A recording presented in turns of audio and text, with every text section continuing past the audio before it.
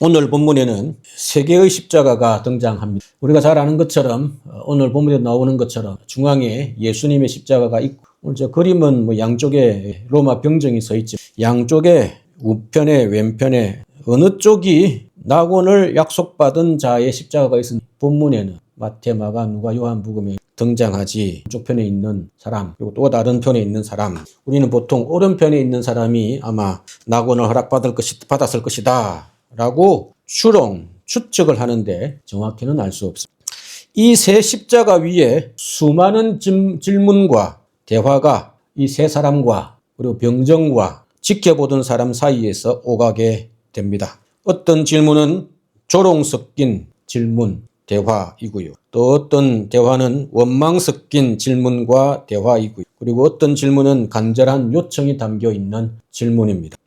그 질문들을 간단히 정리하면 오늘 읽은 내용들 속 내가 그리스도라면 너 자신을 내가 왕이라면 왜 너를 구원하지 못하고 있느냐, 내가 그리스도라면 스스로를 구원해보라, 이렇게 왕이냐 그리스도냐 하는 것을 예수님이 그렇게 주장하셨고, 또 그것 때문에 십자가에 달렸었기 때문에 그게 이슈가 되는 질문에 다 포함이 되어 있습니다. 그리고는 마지막에 두 강도가 행악자라고 되어 있는데 다른 복음서에는 강도라고 되어 있어요. 두 악한 사람이 나누는 대화가, 왜 너는 하나님을 정죄받았으면서 똑같이 정죄를 받았으면 하나님을 두려워하지 않느냐라고 서로 이야기하고, 또 마지막에 예수님께 당신의 나라에 임하실 때 저를 기억해 주십시오 라는 간절한 요청이, 이런 질문과 대화가 오가게 됩니다. 그런데 사실 이 질문들은 2000년 전 골고다 언덕에만 머물러 있지 않습니다. 오늘 마드리드에서 이곳에서 예배드리는 우리에게도 그대로 연결되는 대화와 질문입니다. 오늘 우리도 이런 몇 가지 이 나와 있는 질문들, 대화들 속에 중요한 질문들 몇 가지를 십자가 앞에서 다시 한번 살펴보려. 예수님의 십자가는 우리와 무슨 상관이 있습니까? 오늘 본문에 이런 질문은 없지만 사실 이 질문을 가장 중요하게 던져야 합니다. 이 질문에 답하기 위해서 예수님의 십자가 앞에서 나눈 대화와 질문을 우리와 어떤 관련이 있는지 살펴보려. 첫째로, 나는 그렇게 나쁜 사람, 나쁜 죄를 지은 것도, 큰 죄를 지은 것도 아닌데 왜 나를 성경은 죄인이라고 이야기합니다. 우리는 누구의 죄로 심판을 받는 것일까? 오늘 본문에 등장하는 두 행악자는 무슨 죄를 지었을까? 마태복음에는 강도라고 되어 있고 마가복음도 마찬가지입니다. 오늘 본문에는 행악자라고 기록합니다. 정확한 제명은 나오지 않습니다. 다만 본문을 근거로 추론할 수 있습니다. 이 사람이 도대체 뭘 지었을까? 아마 이런 죄를 지었을 것이다. 그 근거가 마가복음 15장 7절, 예수님 대신 풀려난 바라바라고 그러죠. 바라바가 등장하는 구절을 보면 알 수 있습니다. 밀란을 꾸미고 그 밀란 중에 살인하고 체포된 자 중에, 그냥 중입니다. 중이니까 여러 사람이 있는 것이죠. 오늘 십자가에 달린 양쪽에 있는 행악자들도 포함될 수 있습니다. 바라바는 그 사람들 중에, 밀란을 일으키고 살인을 했던 사람들 중에, 잡혔던 사람들 중에 하나였던 것이죠. 당시 로마법의 십자가형은 반역자, 정치범, 아무나 그런 형을 내리는 것이 아닙니다. 반란을 일으킨 노예들, 그 사회의 안보를 위협하는 살인범, 선동가들이 받는 형벌. 따라서 로마의 무력 항쟁을 벌이는 그 당시의 열심당원이라고 있어요. 예수님 제자 중에도 열심당원이 있었어요. 열심당원이나 정치적 반란군에 반란했던 중에 살인한 자들일 가능성이 높습니다. 오늘 양쪽에 있는 강도들도 단순한 강도가 아니라 이런 사람들 중에 한 사람, 그런 일들을 하다가, 그런 반란을 혁명을 일으키다가 폭력으로 다른 사람을 죽인 죄인일 가능성이 높다라는 것입니다. 이런 사람이 죄의 대가를 받는 것은 사람을 죽인 죄이기 때문에 아무리 좋은 것이다 하더라도 그나마 이해가 됩니다. 합당하다라는 것이죠. 그런데 우리는 어떻습니까? 우리도 똑같은 죄인입니까? 그렇게 큰 나쁜 죄를 저질렀습니까? 하나님의 존재를 인정하고 우리에게 구원이 필요하다라는 사실은 인정하는데 내가 그렇게 큰 죄인인지, 죽을 죄인인지 잘 이해가 되지 않는다라는 분들이 있을 수 있습니다. 밴쿠버에 제가 잠시 있었을 때에 세관에서 일하시는 한 남자 집사님이 계셨어요. 한 번은 목장 모임에서 자신은 자기가 죄인이라는 것이 잘 이해가 되지 않는다라는 것을 나누는 것을 기억합니다. 물론 제가 보기에도 그분은 크게 다른 사람에게 폐를 끼치지 않는, 법이 없어도 살만한 착한 분이셨습니다. 그러니 모든 사람이 죄인이라는 성경의 가르침이 가슴에 잘 와닿지, 이해가 되지, 납득이 되지 않았던 것이 아닐까 생각해 봅니다.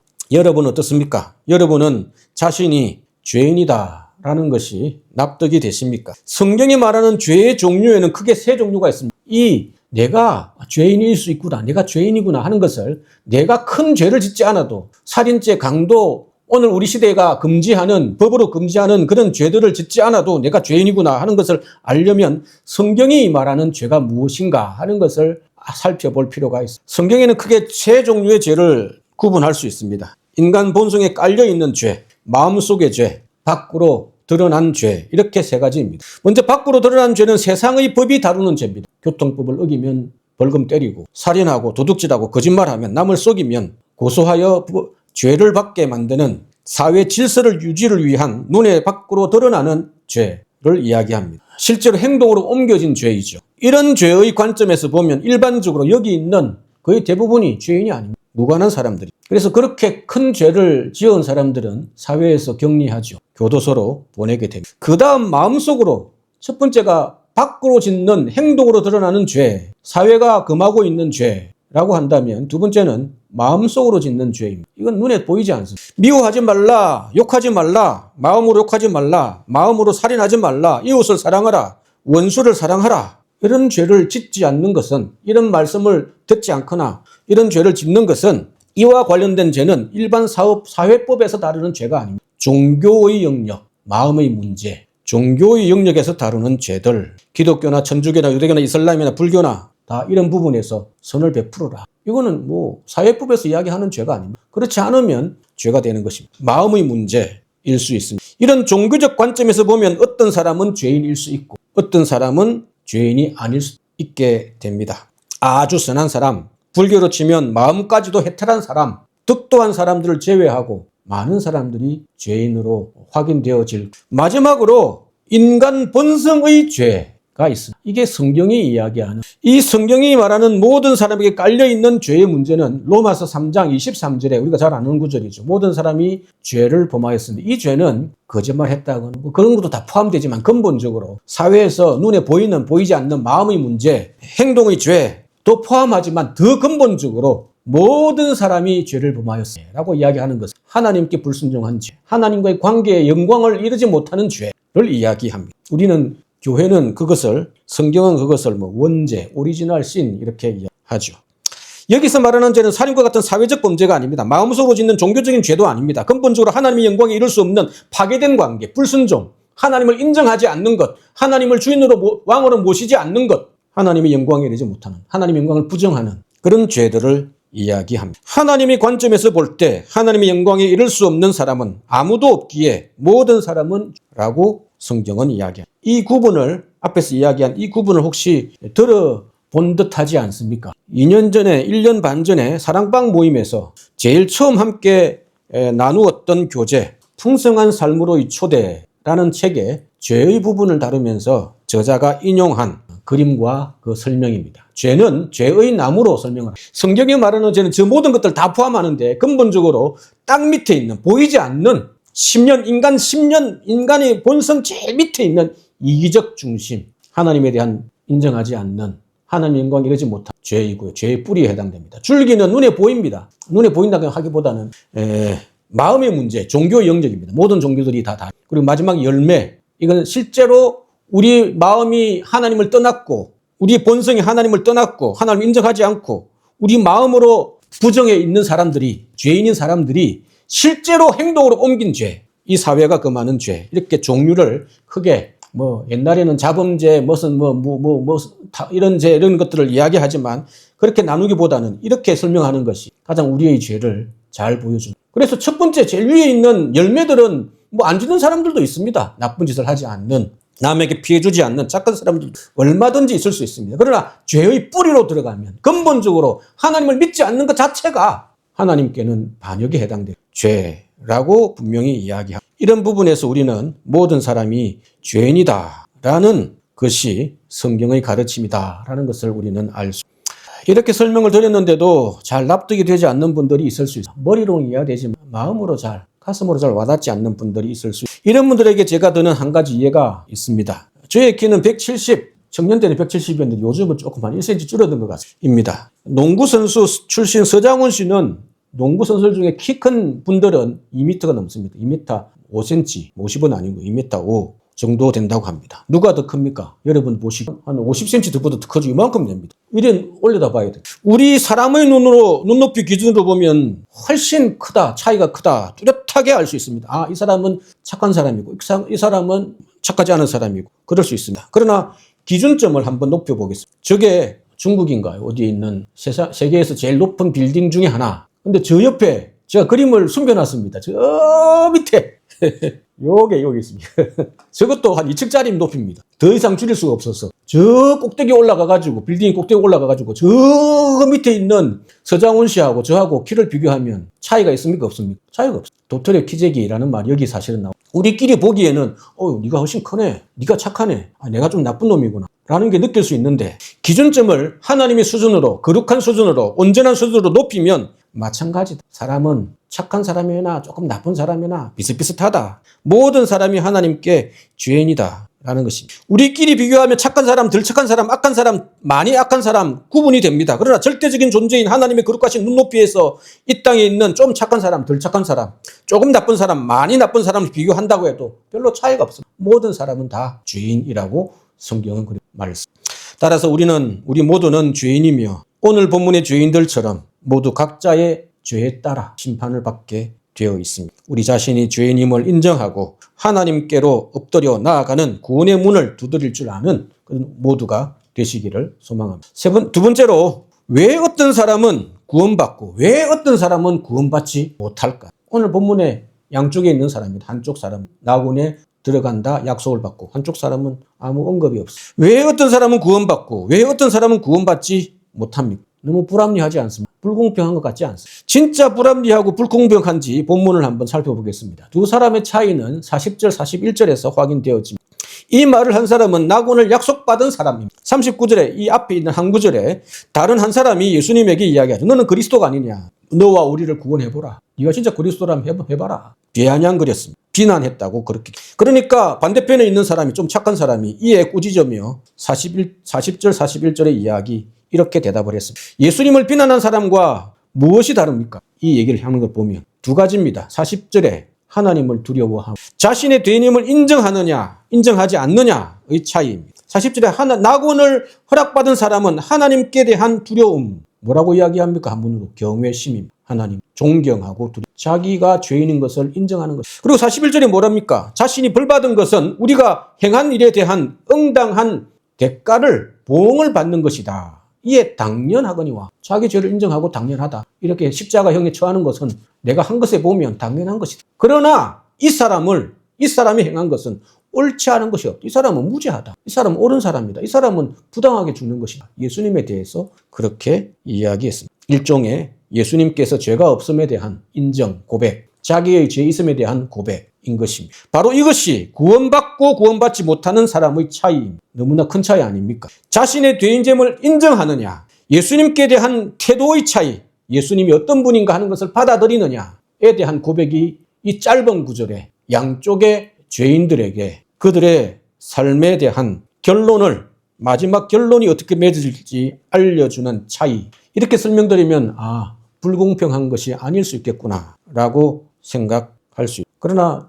반대편에 있는 낙원에 들어가지 못한 사람의 입장에서 보면 좀 그래도 문제가 있는 건 아니냐 그렇게 설명할 수 있습니다. 우리는 어떻습니까? 우리는 착하자 착하지 않냐의 문제가 아닙니다. 우리의 시각으로 보면 좀 더 착한 사람이 있을 수 있고 예수님 옆에 있는 사람도 마찬가지입니다. 같은 죄를 저질렀습니다. 친구인지도 모르겠습니다. 동지인지도 모르겠습니다. 이 사람은 몇 마디 했다고 구원받고 이 사람은 아무 말도 안 했다고 예수님 좀 비난했다고 구원받지 못하고 낙원에 들어가지 못. 뭔가 불합리하고 불공평하지 않습니까? 근데 그 비난의 대상이 누구인가에 따라 하는 것이 오늘 본문의 핵심. 오직 구원은 예수님께 있기 때문입니다. 우리도 마찬가지입니다. 우리의 시각으로 보면 착한 사람도 있고 조금 덜 착한 사람도 있을 수 있습니다. 그러나 우리의 기준이 아니라 하나님의 기준으로 볼 때 자신의 죄인됨을 인정하느냐 하는 것이 이런 마지막 큰 다른 결과를 가져옵니다. 자신의 죄인됨을 인정하지 않으면 예수님의 십자가는 우리에게 아무 필요가 없기 때문입니다. 죄인됨을 인정하느냐 인정하지 않느냐의 문제가 왜 중요한가? 자신의 연약함, 자신의 문제를 인정하느냐, 인정하지 않느냐가 왜 중요한가?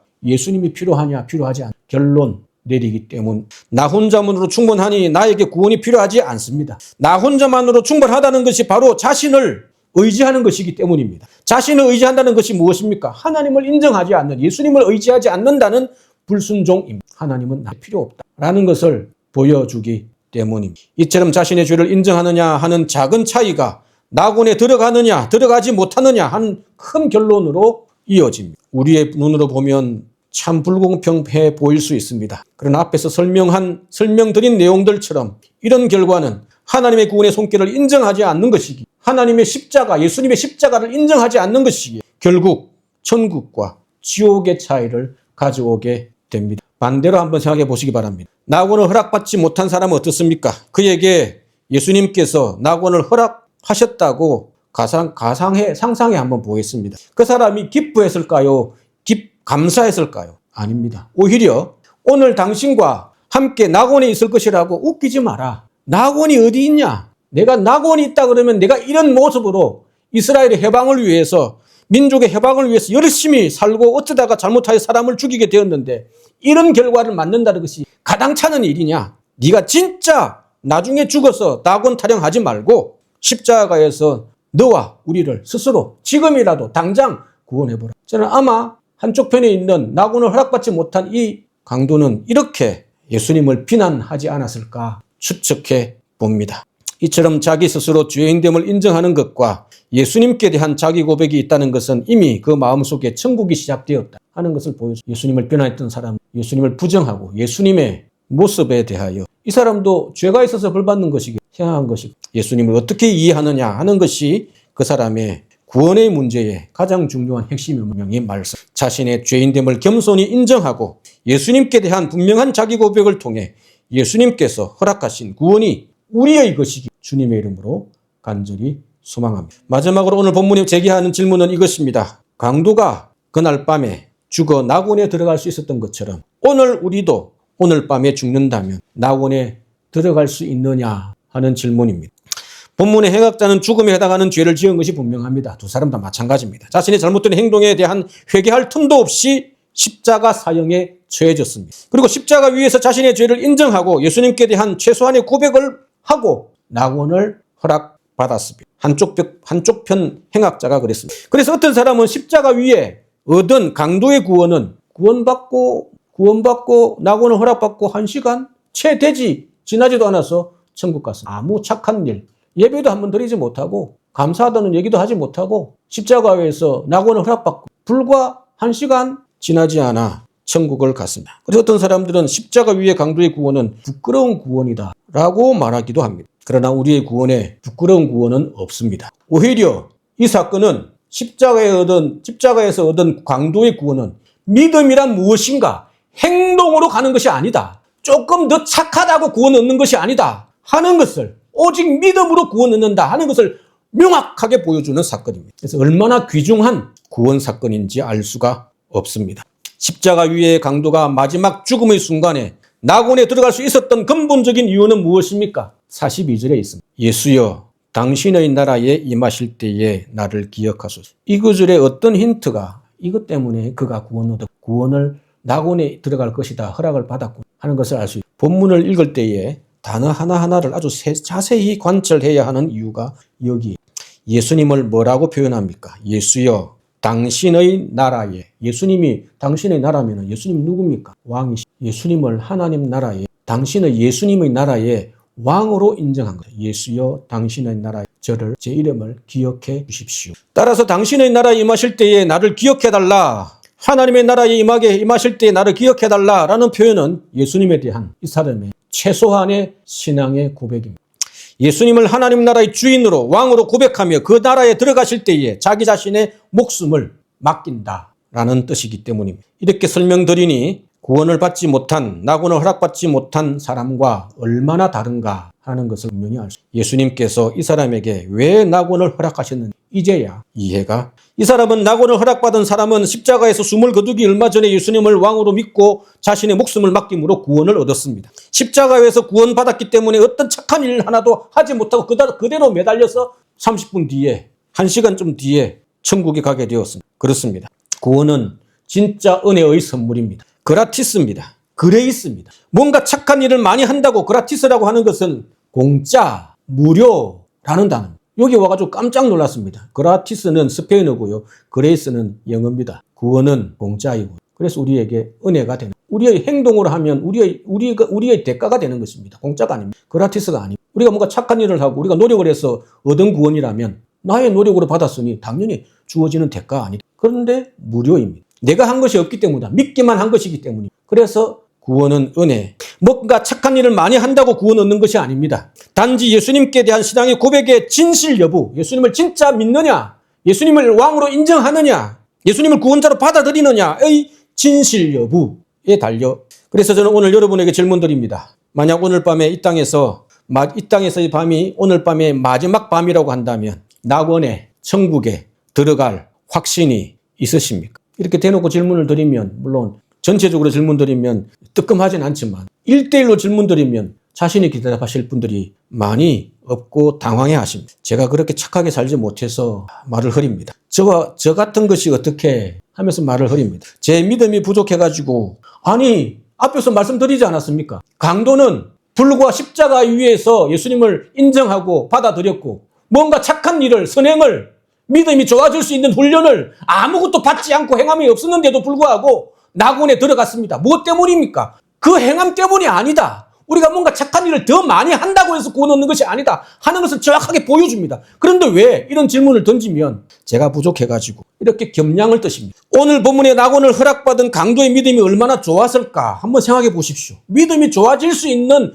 시간이 없었습니다. 강도의 인격이 좋아질 수 있는 시간조차 없었습니다. 바로 그 자리에서, 구원을 허락받은 그 자리에서 시간도 얼마 지나지 않고 천국에 갔습니다. 죽었습니다. 강도의 구원은 오직 믿음입니다. 자신의 행함 하나도 없습니다. 십자가에 그대로 달려 있었는데요. 뭔가 착한 일을 할 수 있는, 선행을 베풀 수 있는 기회조차도 잃어버렸습니다. 오직 은혜입니다. 오직 선물입니다. 물론 공짜는 아닙니다. 예수님이 죽으셨기 때문에. 그럼 다시 질문 드립니다. 마음속으로 아멘이라고 대답해 보시기 바랍니다. 당신이 만일 오늘 밤이 이 땅에서 보내는 마지막 밤이라고 한다면 천국에 들어갈 확신이, 낙원에 들어갈 확신이 있으십니까? 우리는 오직 예수님을 믿음으로 은혜로 구원을 얻습니다. 물론 진짜 공짜는 그라티스다라고 강조했지만 공짜는 아닙니다. 예수님의 생명이라는 돈으로 매길 수 없는 엄청난 하나님의 아들의 생명이 희생되었기 때문입니다. 지불되었기 때문에 우리에게 공짜로 주어지는 선물일 뿐입니다.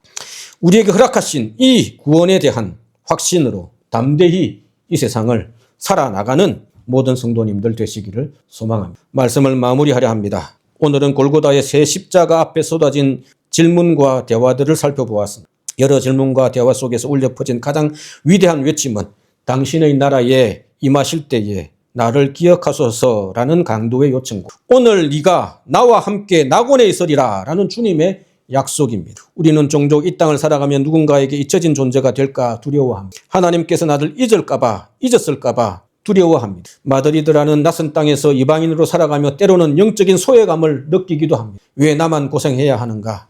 왜 나만 십자가를 져야 하는가? 아무도 나를 기억하지 못하면 어떻게 하나? 아무도 기억하지 못하는 잊혀진 존재가 되면 어떻게 하지? 고민합니다. 외롭습니다. 하지만 기억하십시오. 우리 주님은 가장 비참한 십자가 위에서도 한 영혼의 신음소리를 놓치지 않고 기억하셨습니다. 우리가 비록 고단한 일상을 살아가고 때로는 세상 앞에서 쓰러지는 연약한 존재일지라도, 잊혀진 존재일지라도 예수 그리스도를 왕으로 고백하는 그 순간 예수님은 우리를 기억하십니다. 우리를 기억하시는 예수님을 의지하며 다가오는 세마나 산타 기간에도 십자가의 신앙으로, 부활 신앙으로 당당하게 살아가는 그런 저와 여러분이기를 간절히 소망합니다.